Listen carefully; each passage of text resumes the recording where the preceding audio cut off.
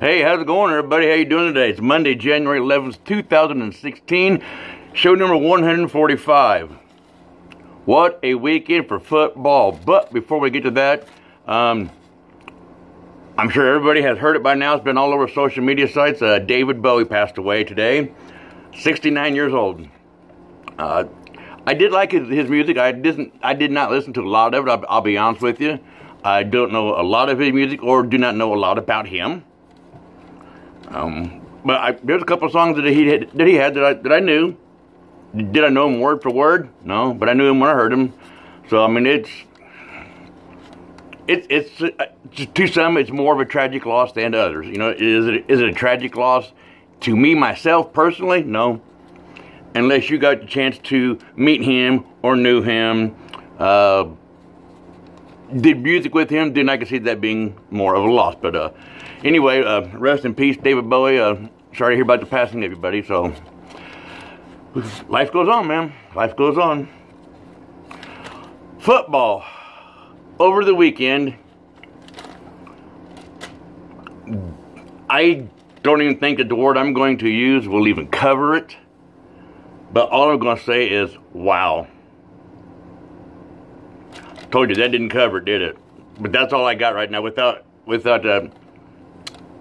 spewing out a bunch of bad words, superlatives of that nature. All I can say is, wow. The Chiefs and the Texans, a lot of people I know, even myself, was rooting for the Texans to win. Why? I don't know. I just thought the Texans might be able to win it. That first kickoff, and I ran back 106 yards for a touchdown, untouched. I kind of think that set the tone for the game right there, and the Chiefs never looked back, and they just went on to destroy Kansas City. Kansas City just went on to destroy the Houston Texans, so tough loss for them guys, but Kansas City moves on. What was the other game? I know I'm getting here. Hang on. You'd think I would know the game by now.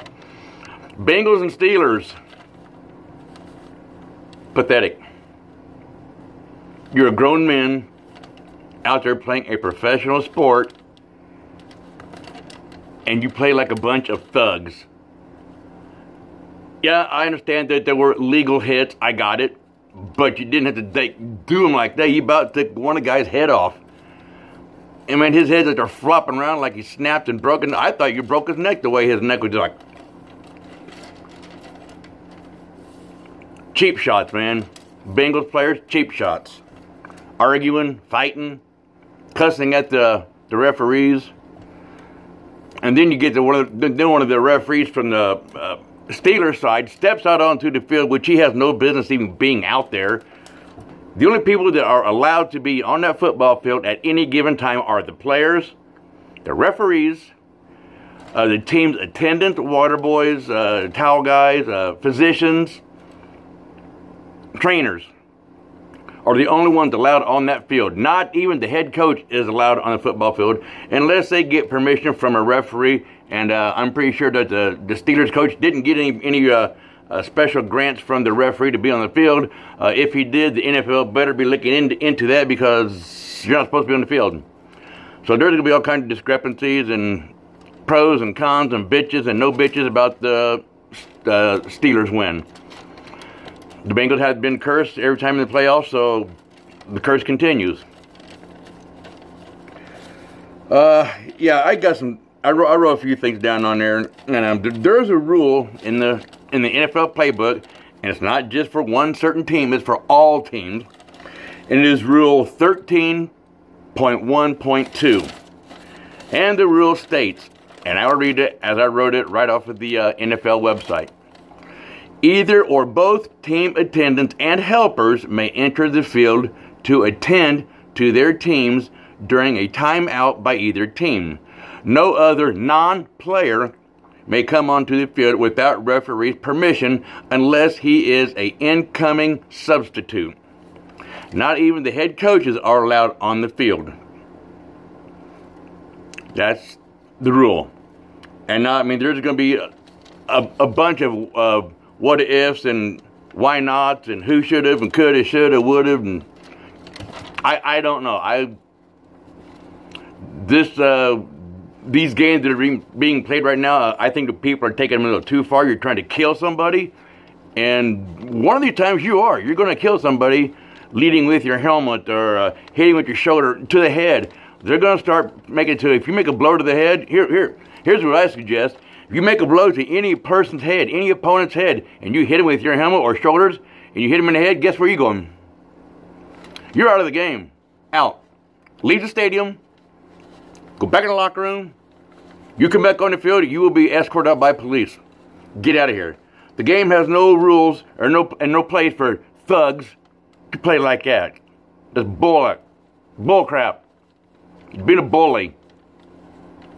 One of these days, you're going to wish you had never done that to him, because I guarantee you what, somebody's going to get retribution on your ass. I guarantee you they will. Bull crap, man. Playing like, I don't know.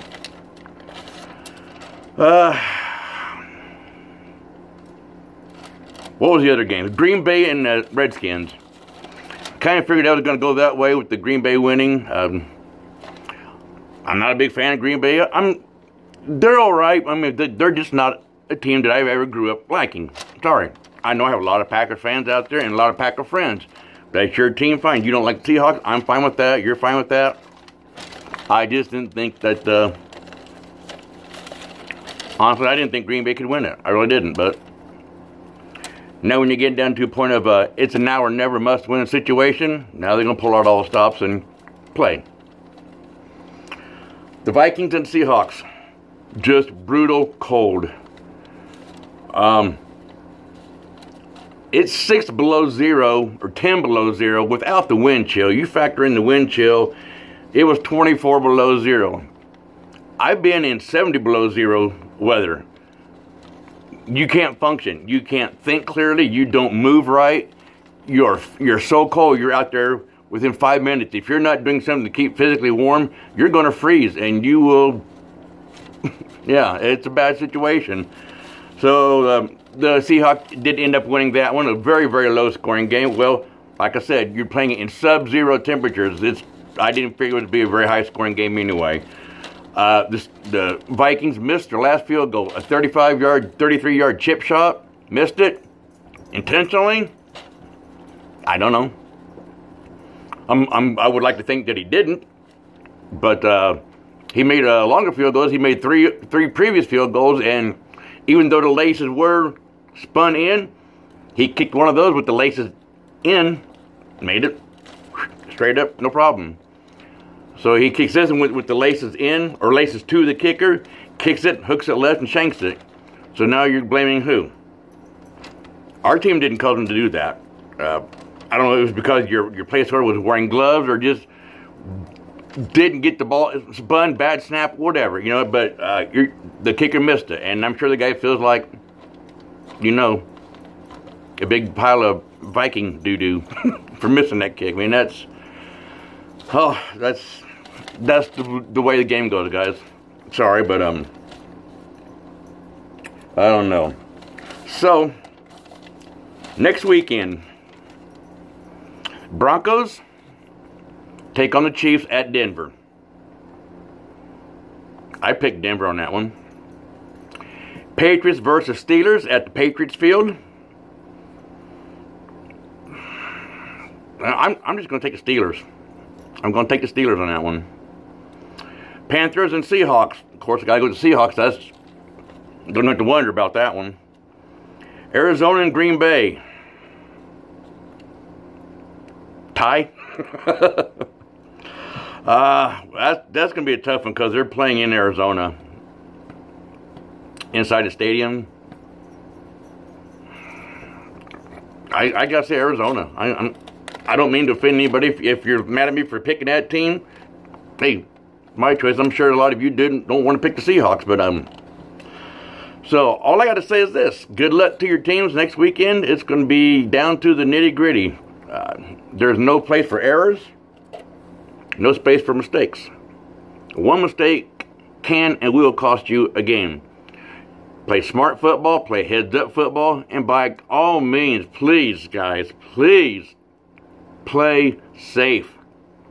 It's getting to the point now where if you even touch somebody or breathe on them, you're going to get a penalty flag. Am I lying? You saw the games. You see the games. You can't even go by a guy and 15-yard penalty, personal foul, illegal touch. That's what the game's getting to. It's getting bad. It's getting bad.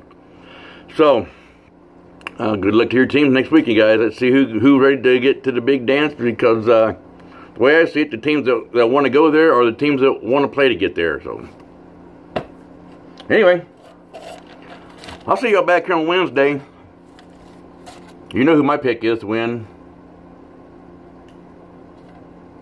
So, from the Double S Ranch in Bonnie Lake, Washington, Van Scooter Shackelford, the Bonnie Lake Cowboy. Good luck to all your teams. We'll see you back here on Wednesday, guys. Thanks for looking at me. Thanks for listening. See ya. Bye.